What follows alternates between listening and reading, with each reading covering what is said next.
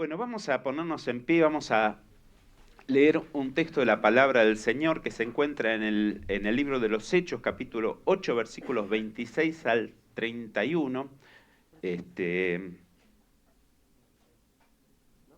¿Funciona? Ahí está. Hechos, capítulo 8, 26 al 31, dice así. Un ángel del Señor habló a Felipe diciendo: levántate y ve hacia el sur por el camino que desciende de Jerusalén a Gaza, el cual es desierto. Entonces él se levantó y fue. Y sucedió que un etíope eunuco, funcionario de Candace, reina de los etíopes, el cual estaba sobre todos sus tesoros y había venido a Jerusalén para adorar, volvía sentado en su carro y leyendo al profeta Isaías. Y el Espíritu dijo a Felipe: acércate y júntate a ese carro. Acudiendo Felipe, le oyó que leía al profeta Isaías y dijo: ¿pero entiendes lo que lees? Él dijo: ¿y cómo podré si alguno no me enseñare? Y rogó a Felipe que subiese y se sentara con él. Amén. Vamos a orar. Querido Dios, te damos gracias porque estamos en tu casa. Te damos gracias, Señor, porque disfrutamos, Señor, de estar en este lugar. Disfrutamos, Señor, de poder alabarte juntos, adorarte, orar juntos, Señor. Te damos gracias, Señor, porque podemos recibir tu bendición para nuestra vida. Y queremos, Señor, en esta hora, que así como nos has hablado a través de las canciones, queremos, Señor, que nos hables a través de tu palabra. Queremos, Señor, que estés revelando, Señor, tu mensaje para nuestra vida, para nuestro corazón, y que podamos tener nuestros oídos abiertos. Pedimos, Señor, que tú sujetes todo espíritu que venga a perturbar, que tú quites, Señor, toda perturbación, toda distracción de nuestra mente, y podamos recibir esa palabra que nos quieres decir en esta hora. Lo pedimos, Señor, en el nombre de Cristo Jesús. Amén. Amén. Tomen sus asientos.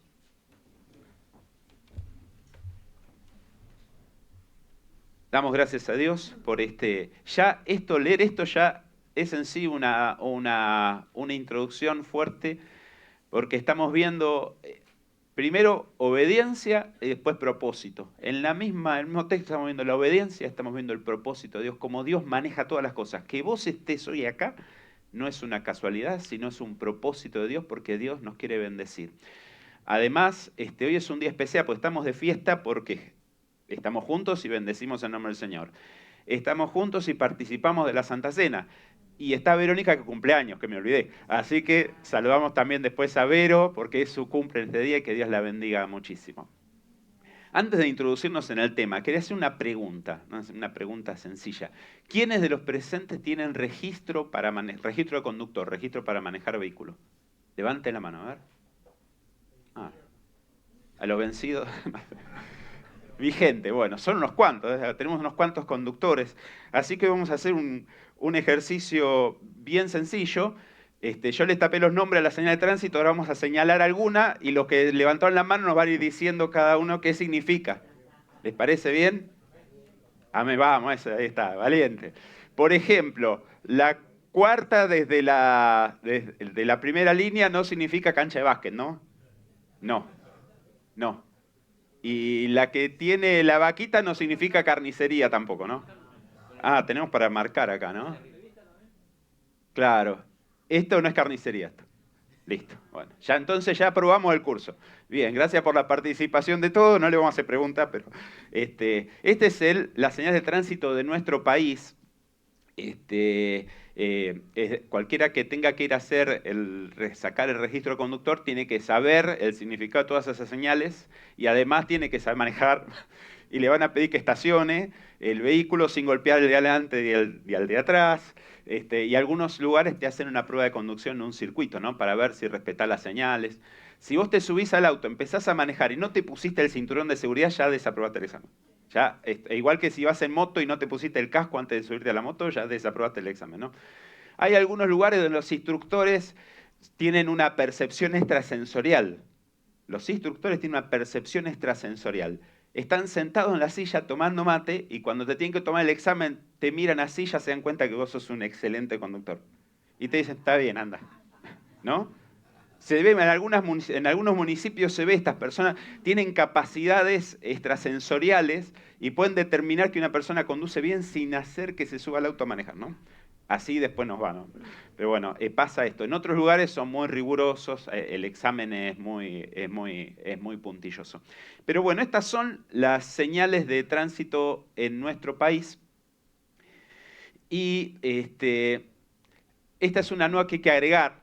Últimamente estuvimos viendo, los que andamos en la calle nos damos cuenta que esta es una señal que de aviso que habría que agregar, que hay gente que está mirando el celular y cruza la calle sin mirar. ¿No? Quizás a nadie de ustedes le pasó, pero a mí me ha pasado de ver que la gente anda perdida. Agarra el celular, va caminando. Menos mal que no hay muchas bocas de subte, porque si no, capaz que bajan al subte y no se dan cuenta, ¿no? El hecho de estar ensimismado en el celular, a veces también es porque estamos buscando una dirección, ¿no? Porque con el Google Maps te lleva a un lugar, entonces vas mirando el celular a ver para dónde es, ¿no? Los kiosqueros están contentos y vendedores de diario porque siempre se les preguntaba a todos los puestitos de la calle dónde queda tal lugar, ¿no? Bueno, pero ahora se usa más el celular que la pregunta directa. Pero esta es una señal que hay que tener cuidado. Pero también la realidad nuestra impone una señal que no existe en el listado que les mostré antes, que son las señales que nosotros usamos, y es la del cambio de carril. Acá en nuestro país esa señal no existe. No hay ningún cartel de estos, seguramente no la vieron, pero esta señal existe en realidad. Pero nosotros en nuestro país es que realmente no la necesitamos. Porque nosotros necesitamos que nos avisen que tenemos que cambiar carril. Nosotros cambiamos carril cuando queremos, como queremos y a la hora que se nos canta. Digamos. Entonces, ¿para qué poner un cartel? No hace falta. Nosotros, el cambio de carril, es más, algunos tienen esa precaución de poner una luz de giro, es como una ayuda. Y otros que pegan el volante y ellos entienden que el que viene atrás tiene estas percepciones extrasensoriales, también que adivina para dónde va. Sobre todo ahora voy a decir, no está Santi. Los que andan en moto son así. Los que andan en moto son así. Santi no digo de Santi, Adri, no digo de Santi. Pero los que andan en moto andan haciendo zigzag y uno tiene que ir adivinando para dónde piensan ir. Después cuando vea sale la proyección, no está hablando vos tampoco.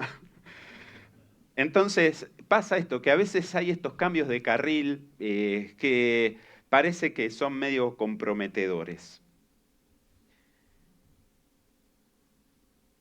Nosotros estamos hablando ahí de Felipe en el texto que leímos. Y en el texto vemos, y volviendo ya a lo que estábamos leyendo, Felipe tenía un derrotero, se decía antes, un derrotero, un camino trazado, una perspectiva de viaje. Y el viaje de Felipe era este. Él había estado en Jerusalén, después vamos a leer el texto, pero él había ido a Samaria y la del texto que leímos le dice que descienda de Jerusalén a Gaza, de Jerusalén a Gaza está en la parte de abajo, en el sur, y que agarre por un camino desierto. Pero en realidad él, al salir de Jerusalén, se encuentra con este hombre, con el etíope, con lo cual un tramo, no sabemos cuánto, un tramo de ese camino que va de Jerusalén a Gaza hacia el sur, lo hace en el carro con funcionarios, ¿no? Con el etíope. Así que una parte la hace el recorrido cómodamente sentado en el carro. Pero nos dice la palabra más adelante, para los que lo quieran leer, que cuando él termina de hablar con el etíope, el Espíritu del Señor lo toma y lo lleva de Jerusalén a Azoto. Ese viaje lo hace en una modalidad teletransporte. Porque dice que el Señor lo saca de ahí y aparece en Azoto, aparece. No dice lo hace volar, o no dice como Elías, que si buscan en Elías que corría más rápido que el jamaiquino o jamaicano, no sé cómo era.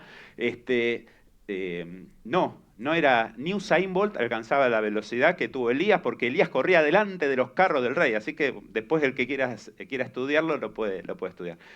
Pero lo de Felipe fue extraordinario. Él desapareció de delante de este funcionario y apareció en Azoto, en Asdod, actualmente se llama ese lugar, apareció ahí, teletransportado y empezó a predicar. Yo necesitaría un tiempo de recuperación si me pasara. Yo desaparezco un lugar, aparezco en otro, por lo menos el jet lag va a ser bravo ahí. Pero la cuestión es que después de Azoto, nos dice en la palabra que siguió predicando hasta Cesarea, unos 94 kilómetros más, iba recorriendo los lugares y predicando. Este era el viaje, en este tramo de lo que estamos hablando ahora, el viaje de Felipe y el recorrido que él tenía para realizar. Este es el viaje del etíope, el que estaba con él. Estaba en Israel, estaba en Jerusalén, descendía por el sur hacia Gaza y después tenía que hacer todo el recorrido hasta llegar a Etiopía, a su tierra. Este es el mapa de hoy, esos 4.033 kilómetros, quizás sean 3.600, porque aparentemente Etiopía ocupaba más territorio. Era más grande Etiopía y ocupaba lo que es la tierra de Sudán, que está un poquito más al norte. Esa tierra le pertenecía a Etiopía. Entonces quizás en vez de 4.000 serían 3.000 y pico de kilómetros. Igual era un recorrido inmenso. Y él estaba tranquilo en el carro, pero era un recorrido bastante grande para realizar. Todo ese camino lo había hecho para ir a adorar. Así que bueno, vimos ahí lo que es el viaje de Felipe y lo que fue el viaje del etíope. En esta zona de Sudán, como ustedes pueden ver, hay una parte que se ve más como verde, que son llanuras, ¿no? Que son territorios más agradables. Pero los que estuvieron en el curso bíblico sabemos que toda esa zona es una zona desértica. Hay mucho tramo de esa, no, era así, Leo, ¿no? Hay bastante zona desértica. Y además en ese desierto hay lugares que son poblados o no. Es decir, que hay ciertos desiertos poblados y hay ciertos desiertos desiertos. Ahí en ese lugar donde él pasaba. Así que el recorrido que tenía el etíope no era muy amigable, pero era un recorrido largo y él se fue contento. Así que vamos a analizarlo después. Entonces, retomando el texto que habíamos leído, hay algunas partes resaltadas que vamos a verlas ahí y quiero que veamos esto rápidamente. Un ángel del Señor le habló a Felipe. Le dijo, levántate y ve hacia el sur. El ángel le habla a Felipe y le dice algo. Si a mí el ángel me dice, anda a tal lugar, yo ni sé si voy a escuchar dónde tengo que ir, ya empezás a caminar, ya entras a andar. Del susto ya entras a donde sea que te dicen, vas. ¿No? Y acá se le aparece el ángel y le da esta misión a Felipe. Después vemos que entonces él se levantó y fue. Hay una orden, hay un llamado, hay una obediencia. Después vemos que más adelante dice, y el Espíritu dijo a Felipe, le dio una misión, le dio una tarea, acércate, ahora anda cerca de ese carro. Y acudiendo Felipe hizo lo que el Espíritu le dijo. Entonces en dos oportunidades, un ángel se le aparece y el Espíritu, con mayúscula, el Espíritu Santo le habla a Felipe y le dice que realice una tarea. Las dos veces, ¿hizo caso Felipe? Sí, hizo caso Felipe. Lo que se le dijo, la instrucción, era clara, era contundente, era directa, y él hizo caso a esa palabra que él recibió. Y esto es importante porque había una obediencia. Hace un tiempito, el 29 de junio para ser exacto, habíamos escuchado una predicación de Germán que hablaba acerca del viaje. Qué bueno que la retomemos porque Germán nos habla acerca del viaje de Pablo y Bernabé. Y nos menciona a Pablo y Silas también en esa predicación. En este caso, este viaje que hacía Felipe para el encuentro con este etíope tenía un propósito fundamental de parte de Dios. Bien, Felipe. Vamos a leer algunos textos. Hechos capítulo 6, del 3 al 6, dice, buscad pues, hermanos, de entre vosotros a 7 varones de buen testimonio, llenos del Espíritu Santo y de sabiduría, a quienes encarguemos de este trabajo, y nosotros persistiremos en la oración y en el ministerio de la palabra. Agradó la propuesta a toda la multitud y eligieron a Esteban, varón lleno de fe y del Espíritu Santo, a Felipe, a Prócoro, a Nicanor, a Timón, a Parmenas y a Nicolás, prosélito de Antioquía, a los cuales presentaron ante los apóstoles quienes, orando, les impusieron las manos. Obviamente, lectores de la palabra, todos se acuerdan qué estaba pasando en este momento, ¿no? Era que la iglesia creció en forma, muy espontánea, muy grande, y hacía falta colaboración. Entonces se eligió a los 7 diáconos, esto lo vamos a ver en este capítulo del libro de Hechos. Estas personas que fueron elegidas, entre ellas hay un Felipe, como leímos recién, ¿no? Estaba Esteban, Felipe. Estas personas tenían la tarea de hacer lo que es el diácono actualmente en nuestra iglesia, también existe esa figura, está más difuminada, pero existe esa figura, y nosotros tenemos a varias personas que colaboran sirviendo la cena del Señor, como hoy lo van a ver, y tenemos también a líderes que están trabajando en la iglesia. Y esto es importante, esa tarea del trabajo de ayudar a servir, a bendecir a los hermanos y a colaborar. Ellos fueron elegidos por la iglesia en aquel momento, por la congregación, y tenían una serie de requisitos que tenían que cumplir. Y entre ellos, bueno, estaba Felipe. Entre ellos estaba Felipe. Hay otro texto que nos va a ayudar. ¿Qué pasa entre el 6? ¿Qué está entre el 6 y el 8? El 7. Nosotros leímos el otro día el capítulo 7 de Hechos, digo bien. Lo leímos en la clase bíblica, ¿se acuerdan? ¿Qué aparecía en el capítulo 7 de Hechos? No vale agarrar el celular ahora. ¿Qué aparecía en el capítulo 7?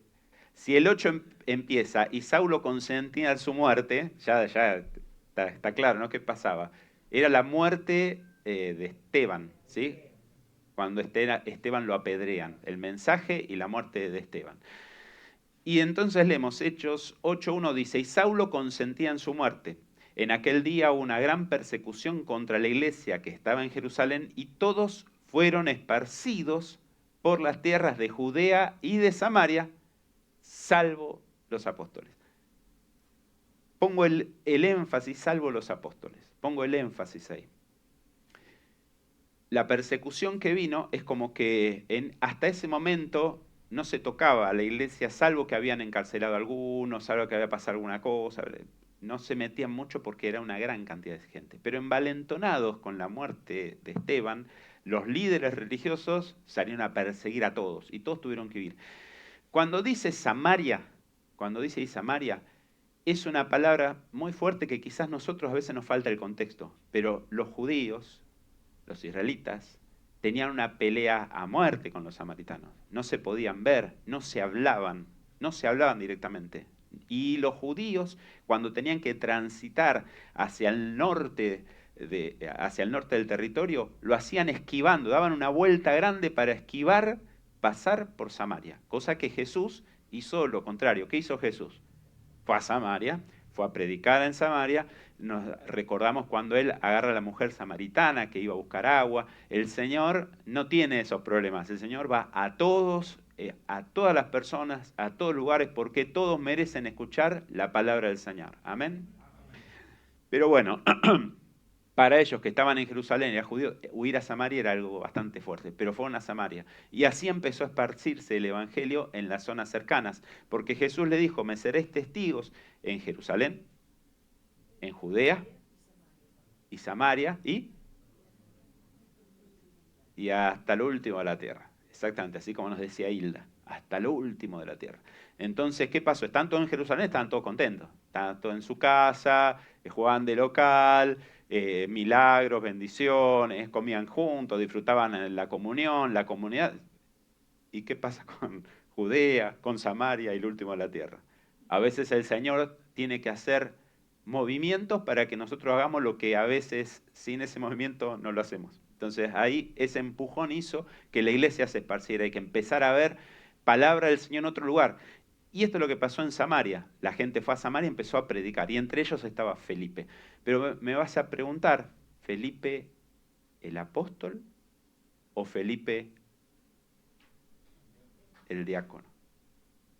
Y está bueno porque nos dice ahí, salvo los apóstoles. Entonces, ¿Felipe apóstol entendemos que puede haberse quedado en Jerusalén. Entonces el Felipe que fue a Samaria era el diácono, quizás. Otro texto dice en Hechos 8, 4, 5. Pero los que fueron esparcidos iban por todas partes anunciando el Evangelio. Entonces Felipe, descendiendo a la ciudad de Samaria, les predicaba a Cristo. Esto de que él se aleja, este Felipe, entendemos que sería, que podría ser o sería el diácono, estaba yendo, no solamente huyendo. Una cosa es cuando vos te escapás de un lugar. Hay problema y te escapás. ¿Sí? Hay problemas y te escapas. Esto está pasando, que también recordémoslo esto en nuestras oraciones. Hay una iglesia perseguida y hay una iglesia desarraigada de sus casas y hay personas desplazadas, ¿sí? ¿Por qué pasa esto? Porque hay lugares donde hay guerra, donde hay persecución, donde hay matanza indiscriminada, sobre todo hay mucho foco de esto en África. Esas personas, ¿qué hacen? Se van, huyen de ese lugar. Y se forman campamentos humanitarios donde Naciones Unidas y otros organismos tratan de darle comida, darle sustento, darle ropa, darle una tienda, darle lugar donde estar. Y hay hermanos nuestros, voy a mencionar un ministerio que yo le había dicho alguna vez, Conexión Oriental se llama, que Daniel Bianchi a la cabeza, que nosotros conocemos, argentino, que están yendo con hermanos de la iglesia que se anotan y que quieren hacer ese trabajo y van allá, y hay hermanos nuestros que en vez de decir las vacaciones, bueno, me voy a la costa, me voy a tomar un poco de sol, dicen, me voy a ayudar. Y se hacen su viaje hasta allí, y van y colaboran repartiendo comida, asistiendo a las personas que están ahí en un limbo. Hay muchos de ellos que salieron con un pasaporte de un país que ya no existe. Hay cosas que son increíbles, legalmente incluso no tienen sustento. Pero bueno, en este caso, la gente cuando sale de ese lugar huyendo, no sé si estará esparciendo algo que tenga que ver con transmitir esperanza, con transmitir vida, con dar buenas noticias. No creo que sea así. Pero Felipe nos dice en este texto, descendiendo a la ciudad de Samaria, les predicaba a Cristo. ¿Se necesita uno estar con todas las condiciones de vida cubiertas y con toda la tranquilidad y estar bien para predicar o para contar acerca de Cristo, de la buena noticia de Cristo o llevar un mensaje de esperanza? ¿Lo podemos hacer mientras nos sentimos mal? Puede ser que aunque nos sintamos perseguidos podamos transmitir de Jesús. Felipe lo hizo, y lo hizo muy bien, y lo hizo muy bien. No necesitamos nosotros esperar el momento en que nos sintamos bien, que se alineen todos los planetas. Siempre nosotros podemos dar un mensaje de esperanza y podemos compartir nuestra fe. No tenemos que agarrar la Biblia y mirá, acá Juan 3:16, Romano. No hace falta. Simplemente la persona necesita que le digas un texto bíblico para ver si decís bien o si te equivocaste. La persona necesita que le des un mensaje de esperanza. Que le digas que Jesús te ayudó, que Dios está en vos y que vos sentís paz aunque estás pasando por problemas. Ese mensaje tan sencillo puede producir cambios eternos en la vida de los demás. Bueno, y en este caso estamos en Felipe, yo dije que iba a ser rápido, no voy tan rápido.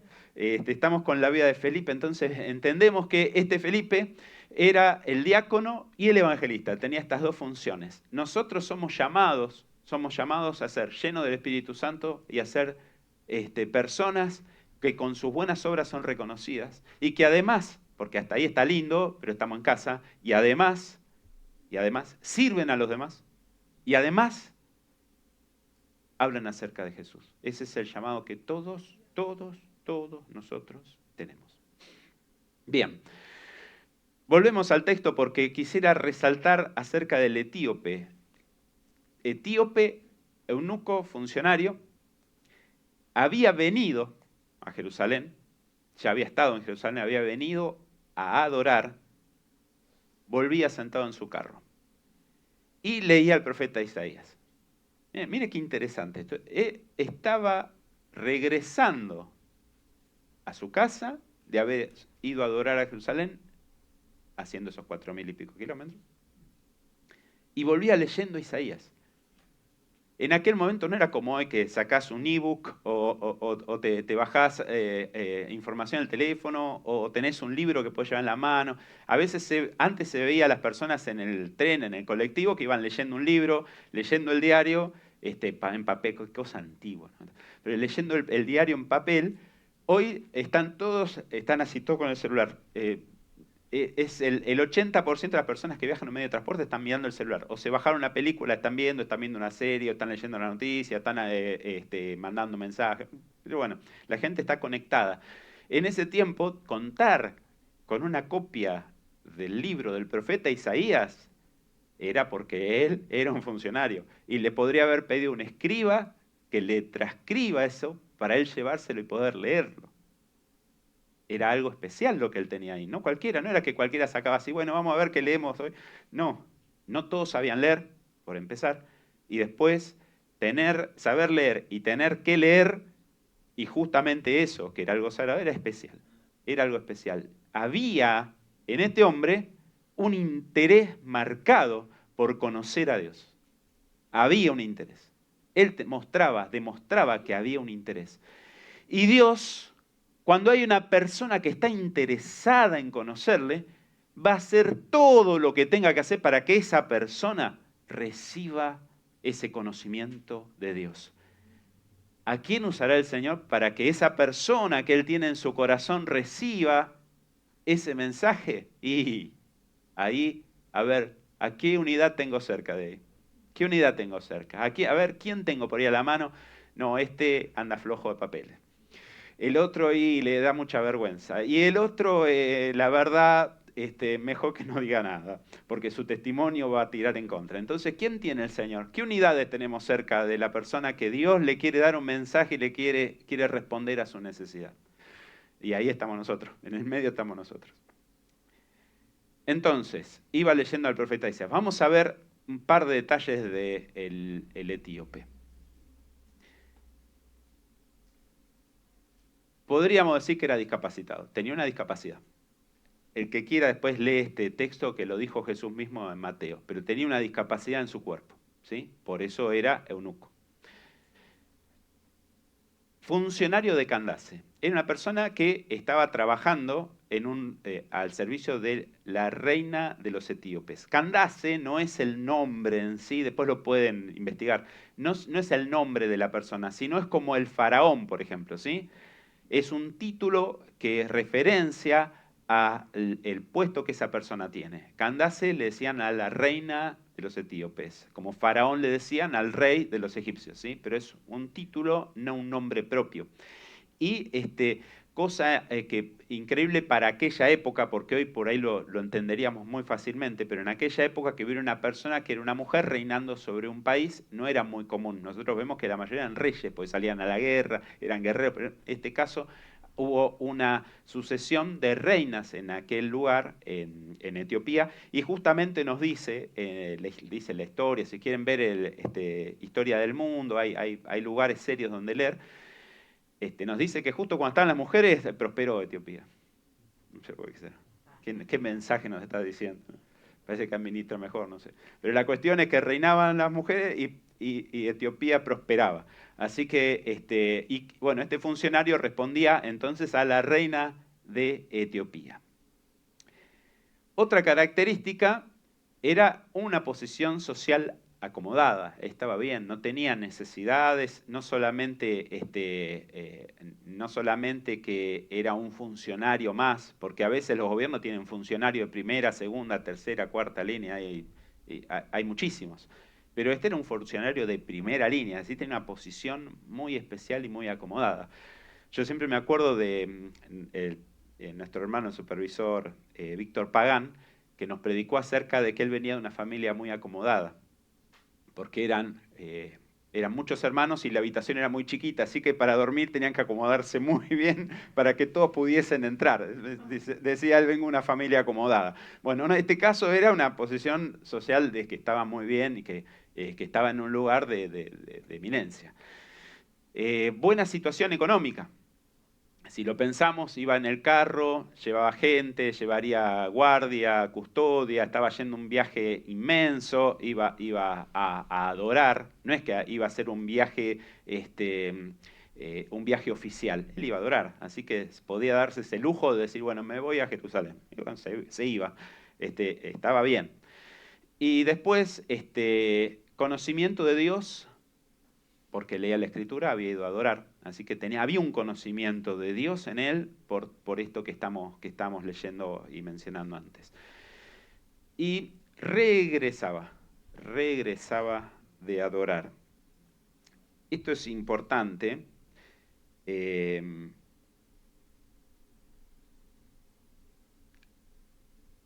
Porque nos está diciendo que era una persona que no era del pueblo de Dios. Que quizás dentro del pueblo de Dios no sería bien visto. Era de raza negra. Tenía esta situación en su cuerpo, pero había ido a adorar. Y volvía. ¿Cómo volvés vos de la iglesia? Pregunta, no me responda. No me responda. ¿Cómo volvés vos de la iglesia? Por fin terminó la reunión. Algunos se rieron, ¿no? Por fin terminó la reunión. No, ¿viste esto? ¿Viste el otro? Resulta que, hoy no voy a hablar de los músicos porque queda mal que yo no esté y no. ¿Viste que hubo ahí un error? Y sí, la verdad, uno puede salir de la iglesia pensando así. O uno puede salir de la iglesia como salía este hombre que nos da un ejemplo terrible. Él salió de la iglesia, salió de adorar con hambre de Dios. Salió con hambre de Dios. No le bastó haber estado en el templo, no le alcanzó con estar en comunión, necesitaba más. Y él tenía que leerla, aprovechar el viaje para leer la Biblia, la palabra. Él quería saber más de Dios. Había una sed, una necesidad. Cuando nosotros tenemos esa sed y esa necesidad de Dios, y nos vamos a nuestra casa con ese corazón lleno de la presencia del Señor, vamos a hacer bendición en donde estemos, vamos a esparramar bendición. Y Dios está atento a eso, porque a este hombre, habiendo vivido esa vida, Dios lo fue a buscar específicamente. Y había algo más en él. No tenía un encuentro personal con Jesús. No conocía a Jesús, no sabía de Jesús, quizás habría escuchado algo, no sabía de Jesús, pero adoraba, leía la palabra y tenía sed de Dios. Entonces un pseudo conductor, pseudo relator, pseudo animador diría, pará, ¿no? ¿Cómo es esto? No tenía un encuentro personal con Jesús, pero leía la palabra, tenía interés en la palabra de Dios y había hecho un viaje tremendo solo con la intención de ir a adorar a Dios. Es para tenerlo en cuenta y es para analizar qué estaba pasando ahí. Hoy hay muchas personas que anhelan al Señor, que leen la palabra y que hasta incluso lo adoran, cantan y viven experiencias con el Señor, como lo hizo este hombre, pero que no tienen un encuentro personal con Jesús. ¿Es esto posible? Y vemos acá que sí. Vemos que una persona puede orar, puede leer la Biblia, puede cantar, puede adorar, y sin embargo no tener un encuentro personal con el Señor. Esto es posible. Esto es posible.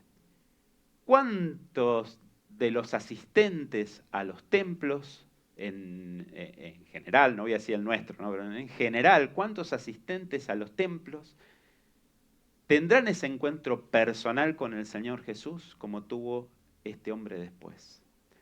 ¿Y cuántos serán los que participan de una liturgia o que van a un show y ven, pasan las canciones, escucho las canciones, canto, paso un lindo momento, oramos y me voy a mi casa? Hoy hay mucho de esto de iglesia show y muchos miembros que buscan el show. Entonces, ¿cuáles son los lugares donde más se atestan? Y aquellos que te van a decir, está todo bien, está todo bárbaro, vos seguí así, vení, seguí tu vida, hacé lo que vos sienta tu corazón y te dan una palabra de aliento. Y lamentablemente no sería lo mejor, porque el Señor al que ama, disciplina. Si el Señor nos deja a nosotros dándonos siempre una palabra de aliento y no nos da un correctivo cuando lo requiere la situación, y estamos perdidos. Dios nos llama a su casa y se comunica con nosotros para darnos palabra de aliento cuando hace falta, pero también para decirnos, mirá que no está bien lo que estás haciendo. mirá que eso que estás haciendo no está bien. ¿Y cómo te lo dice el Señor? Viene el hermano que está al lado y te dice, pecador inmundo, vos tenés... No, ya después de pecador inmundo ya no escucha el resto. No lo hace así el Señor, pero el Señor es muy bueno con nosotros. Si el Señor tuviera que exponer todas nuestras miserias, estaríamos en un problema. Estaríamos todos en un problema. No estoy hablando de nadie en particular, todos estaríamos en un problema porque todos tenemos nuestras miserias. ¿Por qué? Porque somos personas que cometemos errores. Hemos sido rescatados y perdonados, pero somos pecadores. Somos pecadores arrepentidos, pero pecadores al fin. Entonces, si Dios tuviera que exponer unas de nuestras miserias, y si ahí en vez de aparecer las características del etíope, apareciera arriba Martín, y empieza a decir todas las cosas. Pongamos otro ejemplo mejor. Pero aparecerían cosas que nos expondrían. El Señor es tan bueno que no nos expone, que no dice, no cuenta nuestras miserias, pero nos llama a nosotros. ¿Y cómo hace para hablarnos? ¿Y cómo hace el Señor para hablarnos? Y aparece el Espíritu Santo, la figura del Espíritu Santo, que es el que convence al mundo de pecado, que es el que nos habla y nos dice, y te dice, y me dice, en esta mañana, mirá, esto que te estoy poniendo en este momento en la mente es lo que yo quiero que cambies. Y no estoy sentenciando, estoy diciendo una posibilidad. Pero el Espíritu Santo en esta hora nos puede estar diciendo, esto es algo que tenés que cambiar. Y no soy yo. Por lo menos yo no soy el culpable, pero sí el Espíritu Santo nos habla a cada uno de nosotros. ¿Qué cambio experimentó Felipe? ¿Qué cambio experimentó Felipe?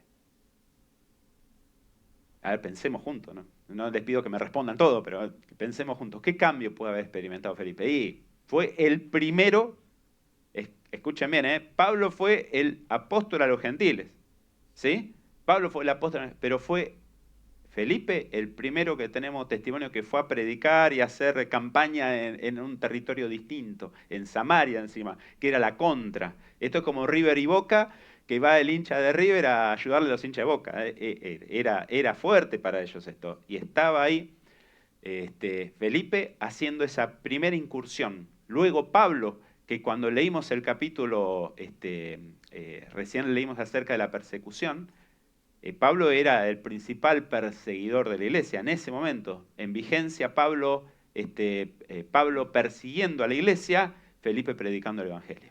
¿Qué cambio experimentó Felipe? Bueno, fue el primero en pisar esos territorios a predicar el evangelio registrado. ¿Qué más? ¿Qué cambio? Felipe habló con un funcionario, con el poder político de otro país, con una persona que en otro momento no tendría oportunidad, pero que en ese momento tenía oportunidad, porque Jesús va a buscar a todos, a todos. No hay excepción, Jesús llama a todos. Y él fue el que experimentó esta forma de predicación distinta. ¿Qué cambió más para Felipe? Fue la primera persona teletransportada, que salió y volvió, porque hay otro que salió y no volvió. ¿Quién fue el que salió y no volvió? Que se fue. ¿Quién más? Enoc, hay dos. Enoc y Elías. Enoc fue más discreto, digamos. Lo traspuso Dios, se lo llevó, desapareció. Elías, bueno, ya fue con toda la fanfarria, el carro de fuego y las luces y todo el show, ¿no? Pero los dos se fueron y Felipe, yo me imagino que en el momento desapareció la tierra y me encuentro con Elías, habré dicho. Pero no, apareció en Azoto. Pero fue el primer teletransportado. Así que, ¿qué podemos decir de Felipe? ¿Qué cambió para él? Y después de que experimentase una bendición tan grande de Dios. Vos estás haciendo lo que Dios te dice. Y encima Dios te bendice, ¿qué haces? Predicas con más ganas. Habrá predicado con unas ganas. Todos esos kilómetros que tuvo que recorrer Felipe lo habrá hecho casi sin tocar el piso después de las experiencias que vivió en ese momento.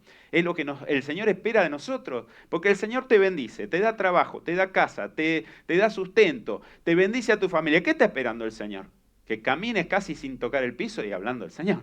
Porque si recibís mucha bendición y no la compartís, entonces hay un problema. ¿Qué cambió en Felipe? Felipe fue usado por el Señor y él llevó bendición. ¿Qué cambio experimentó el etíope? Le hablaron de Jesús. Le hablaron de Jesús.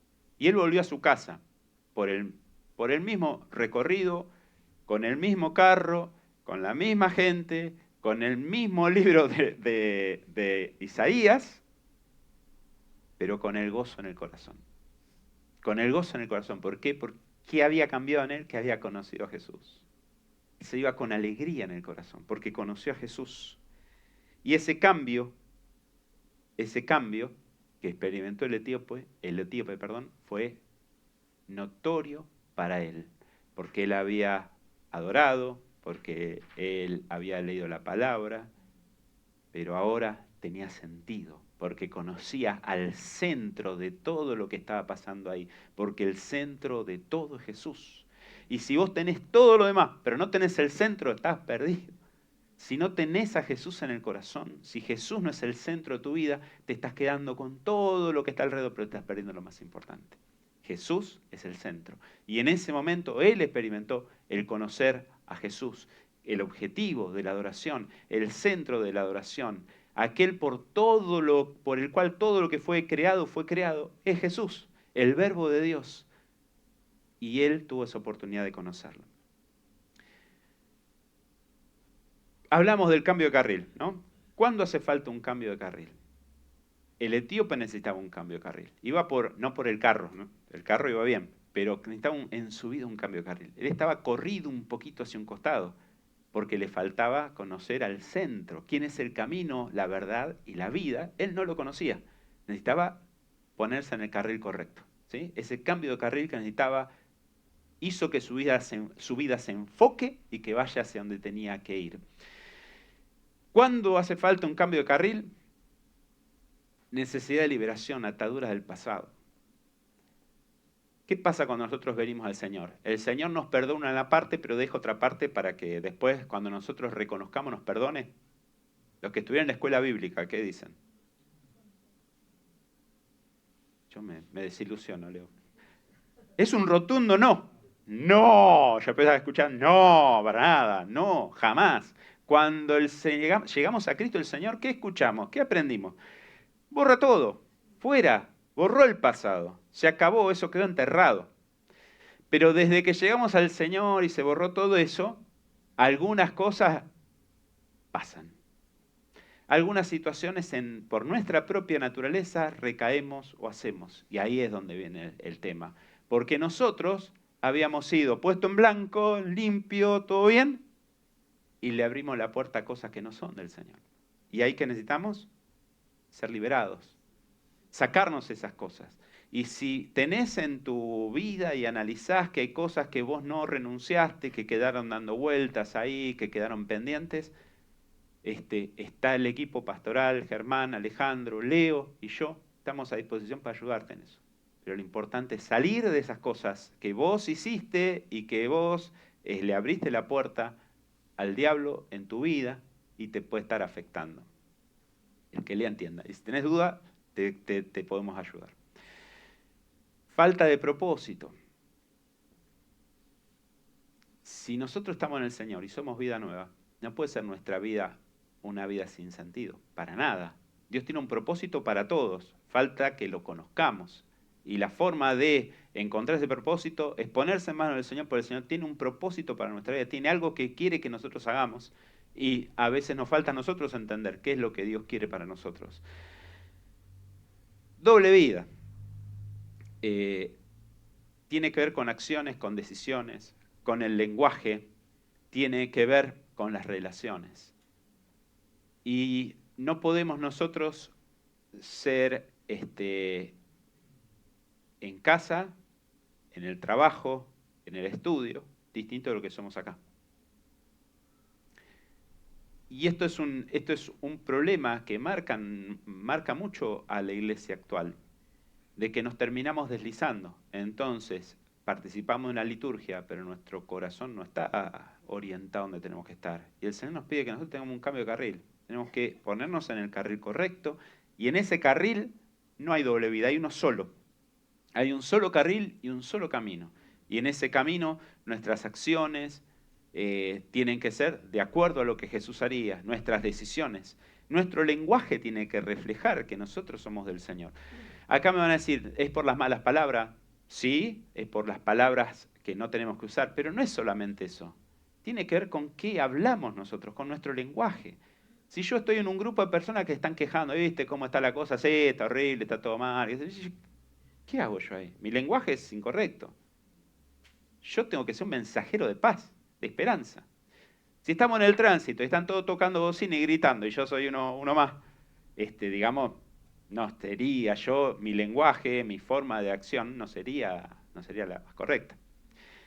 Y las relaciones también, porque nosotros somos llamados a llevar luz. Y a veces las relaciones tienen fuerza sobre nosotros. Y nosotros nos equivocamos. ¿Esto quién lo dice? ¿Lo dice alguien perfecto? No, ninguno de nosotros somos perfectos. Somos todos personas que están atacadas por esas cosas. Todos, a todos nos pasan estas cosas. Pero lo bueno es entender que necesito un cambio de carril.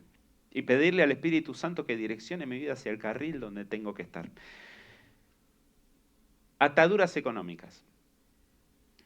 Si nosotros leemos la palabra y hacemos caso a los principios de la palabra, para nosotros no vamos a tener esas ataduras. Vienen de que nosotros no obedecemos la palabra. El Señor dice, nadie va a construir una torre sin antes saber cuánto necesita para ver si la puedo construir.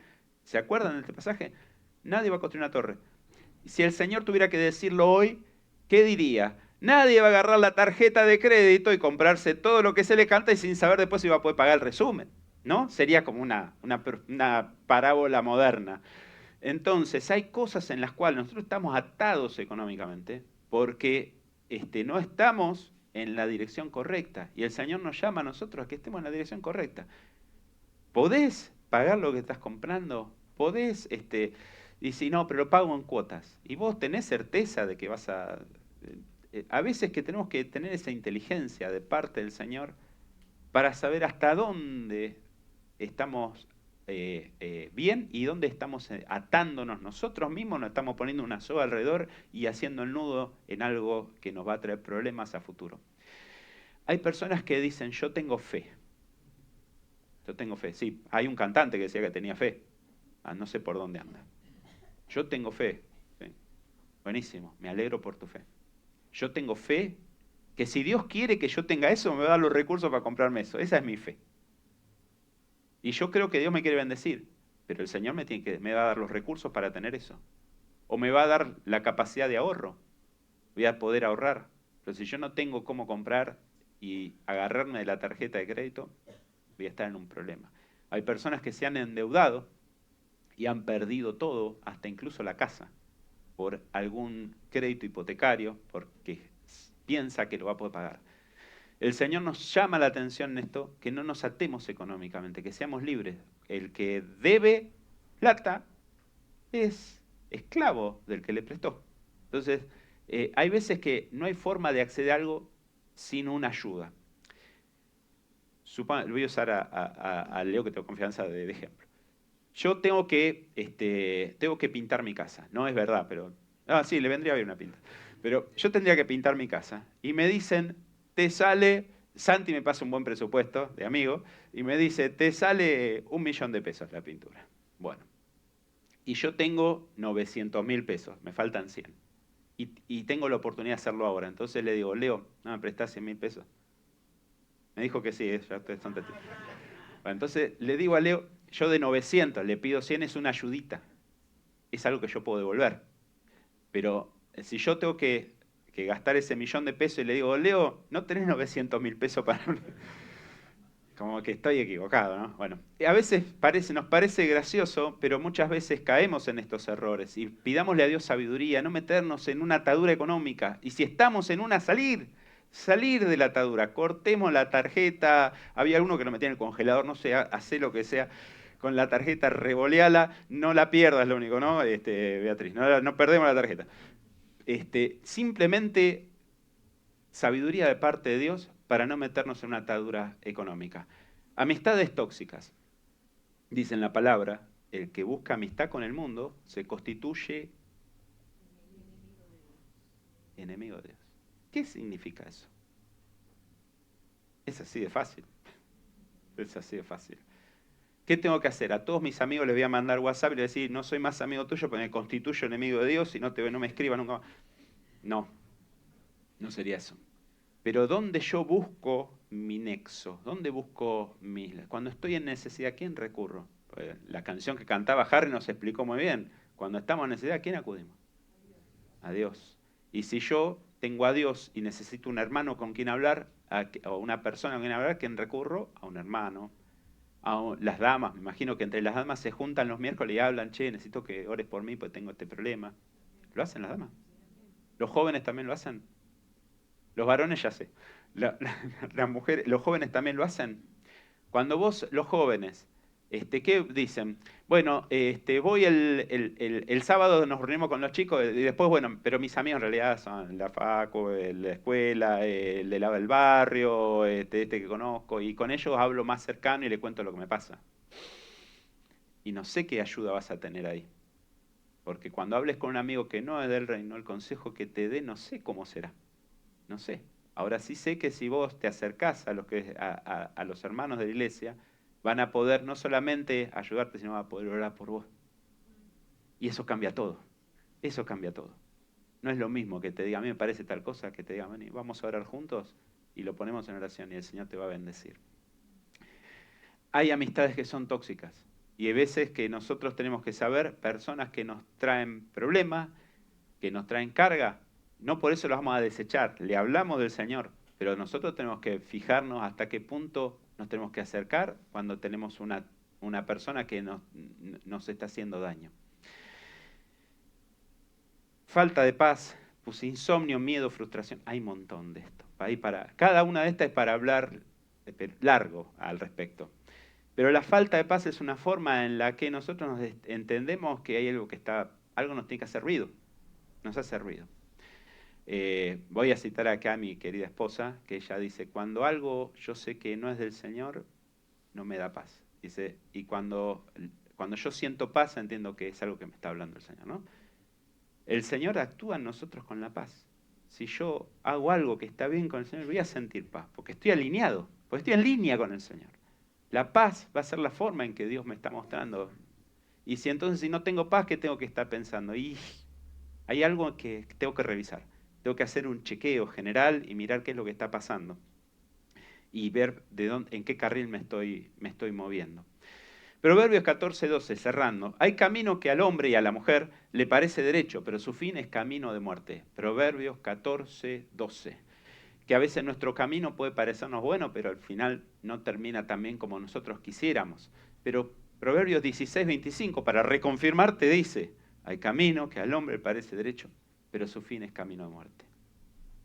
2 veces nos hablan los proverbios acerca de esto, de cómo es nuestro camino, de qué es lo que estamos haciendo. Y el Señor nos ayude a ponernos en el carril correcto, porque es una advertencia del Señor hacia nosotros. Hay un límite para cambiar de carril. Nosotros conocemos la doble línea amarilla. Ahí te tenés que quedar. ¿Cuál sería la doble línea amarilla para nosotros en nuestra vida? Que no nos podemos cambiar, que ya donde quedamos, quedamos. Ninguno mire a su esposo o esposa. No es eso. ¿Cuál es el límite donde nosotros no nos podemos mover? Cuando nos vamos de acá, una vez que nos fuimos ya no hay más nada por hacer. Mientras hay vida, hay esperanza. Podemos cambiar de carril, si estamos en el carril equivocado, si se nos torció un poquito el auto. Vieron que los coches vienen ahora con aviso de cambio de carril, algunos, no todos, pero vienen con aviso de cambio de carril. Si vos te distrajiste un poquito y te fuiste y te vibra el volante, o te hace una luz, o te hace una alarma. Hay otro que es más fácil, cuando te cambias de carril es fíjate, ¿no? Pero nos podemos ir de carril, pero hay un carril que es el correcto, el que Dios quiere. Y estamos a tiempo de ponernos en el carril correcto, en la relación correcta con el Señor. Hace mucho, una persona escribió una canción que decía, he comenzado este viaje y empezado la carrera, el camino es Jesucristo, mi meta, la vida eterna. Es cada paso un desafío, pero al mirar hacia la meta encuentro en Cristo mi destino y su espíritu me alienta. Y al estar avanzando, puedo ver atrás cómo se aleja el pasado cada vez más. Y disfruto al pensar que al cielo he de llegar y que con Cristo siempre he de caminar. En pocas líneas, una canción que nos habla acerca de este viaje, este carril donde nosotros tenemos que estar. Te pido que te pongas de pie. Cuando yo era chico, mi papá me llevaba a hacer trámites con él. A mí me encantaba, porque decía, ¿vamos? Sí. Yo no sé ni dónde, pero yo iba. Me encantaba salir, entonces me llevaba. Y papá tenía cuando iba a hacer trámites, metía todo en un bolsito que tenía. Un bolsito, me acuerdo del bolsito, no sé si existirá. Igual yo no le tengo apego a las cosas, sí me quedan grabadas las ideas. Y era un bolsito verde y blanco, no sé qué mensaje me estaba dando en ese momento, ahora que lo pienso. Un bolsito verde y blanco. Y él me decía, agárrate de la manija del bolsito, porque él lleva el bolsito en una mano y con la otra se tenía que agarrar del colectivo, del tren, o tenía que maniobrar. Entonces yo no me agarraba de la mano de él, sino me agarraba del bolsito. Pero mientras yo te agarraba el bolsito, estaba agarrado, en definitiva, de la mano de papá. Entonces cuando él iba caminando, yo iba, y había que caminar lo de papá, porque iba a tranco largo y rápido, iba remontando como barrilete. Pero la cuestión es que iba a hacer él esos trámites, yo me agarraba el bolsito y yo estaba agarrado de papá y yo iba tranquilo.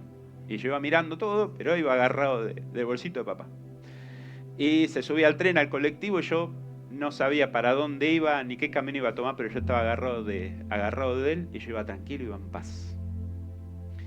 No sabía para dónde iba, pero muchas veces tenía que pasar por el apretujamiento del tren, apretujamiento del colectivo, caminar distancias largas, pero siempre papá en el camino, ¿qué hacía? Paraba en algún lugar y me compraba, en verano me compraba un licuado de banana y leche, dietético, ¿no? Y después, y en invierno a veces me llevaba a algún bar y me daba un café con leche o un submarino que me encantaba. Y yo sabía que entre toda la corrida, que yo iba a correr, saltar, iba a andar apretujado, pero que en algún momento iba a tener un momento lindo para mí y con él. Y eso cada vez que él decía, me voy, yo, vamos. Hoy el Señor te está diciendo, agárrate de mi mano. A donde yo voy, vos no sabés cuál es el camino. No sabés cuál es el camino, pero una cosa vas a tener seguridad, que siempre vas a estar en la mano de Él y que Él siempre va a proveer para vos algo que te va a sorprender y que te va a alegrar y que te va a satisfacer. No importa si estás apretujado, si estás bien, si estás caminando rápido, despacio, lo que importa es que estás con Él. Y el Señor a nosotros nos llama hoy, nos dice hoy que revisemos qué carril andamos, que cambiemos de ese carril. El Espíritu Santo nos puede revelar eso. Ahora, ¿estás dispuesto a que Dios te muestre? Vamos a orar y vamos a pedirle al Señor que Él nos muestre, que Él nos hable al corazón esta mañana, el Espíritu Santo nos revele, porque el Espíritu Santo escudriña hasta lo más profundo de nuestro ser, algo que quizás a veces nosotros mismos no damos cuenta. Y lo que Él nos revele, nosotros vamos a hacer como Felipe, que le dijo, anda a tal lugar, y Felipe obedeció y fue bendecido.